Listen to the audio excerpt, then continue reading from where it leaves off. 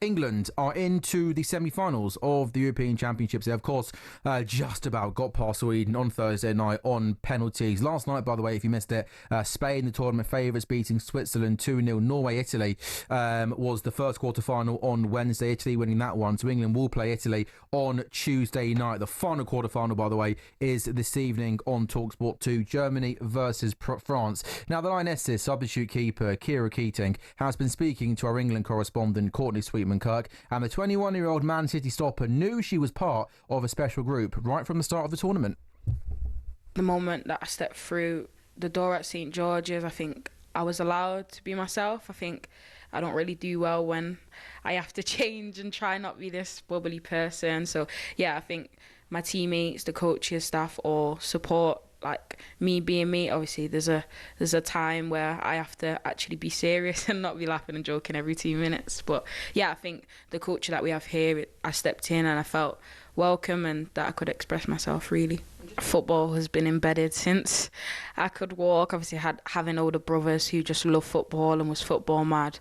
From the start I knew I was gonna be doing something with a ball. But yeah, I think my mum, where I grew up, it wasn't the greatest of areas. There wasn't a lot of opportunity for the kids. So my mum was a social worker, so she's always had that love for taking care of people and trying to make the best out of a bad situation. So yeah, she rented a van one day and just said, you know, I'm going to get the local kids and we're going to go to a tournament. And then it kind of blossomed from there. We actually did really well, surprisingly. But yeah, I think at that age, you just want to play football, and my mum gave many people the opportunity to do that.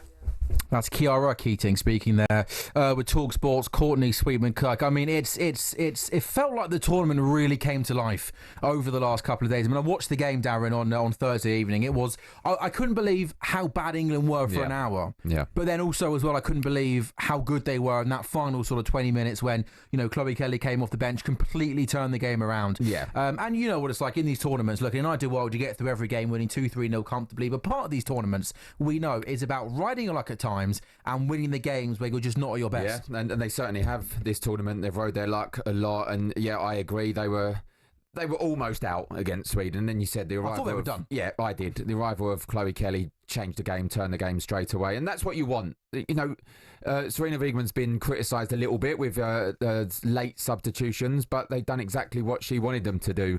And yeah, look, the penalty shootout wasn't the greatest, but they managed to scrape through it. They got through it. You're being generous there, by the way. I know. Look, it reminds you a little bit of the men's Euros. Got all the way to the final without playing particularly well. Ended up playing the favourites in Spain.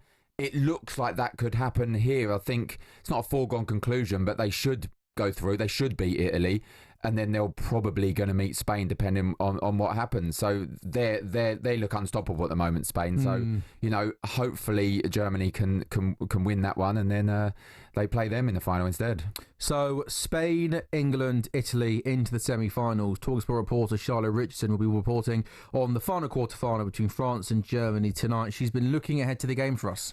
The last remaining semi-final spot at Euro 2025 remains, and there is space for one footballing superpower left. France versus Germany, a rematch of the 2022 semi-final. The 8-time European champions won on that occasion, but after a 4-1 wobble against Sweden last time out, an unbeaten France will prove a tricky test.